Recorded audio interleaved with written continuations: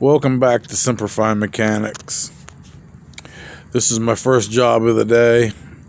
It's a 2011 Chrysler 200, 2.4 liter. We're going to do an alternator replacement.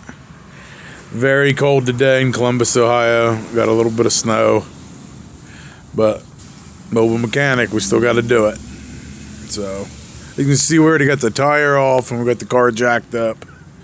But I'm going to show you what we've taken off. I've taken the alternator off already and put the new one in, but I'm going to show you the steps. First, I used a 15 millimeter here to remove the negative cable. The battery's actually down there. It's hard to get to, but you don't have to remove it from there. You can just remove it from up top.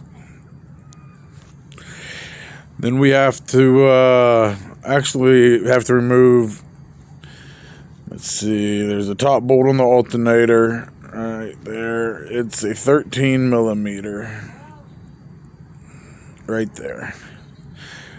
I got 3 bolts total, I think, with the alternator. On the back, there's a clip right here.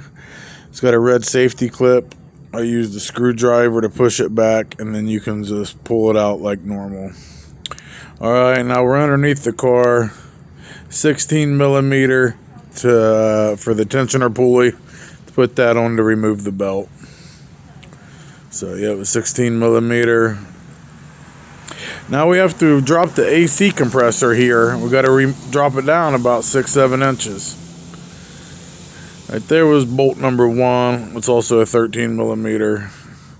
Here's bolt number 2 on the AC compressor. And there's 3. You can see where I haven't put it back. They're all 13 millimeter as well. Once you take them off, we can lower the AC compressor. It drops down about 6-7 inches. You don't have to unhook any of the hoses or anything. Once you do them 3 bolts, it comes down. Next, right there is the idler pulley, 16 millimeter. Unscrew that, and we got to remove the idler pulley all the way. We do that so we can reach this lower bolt right there on the alternator. That's a 16 millimeter.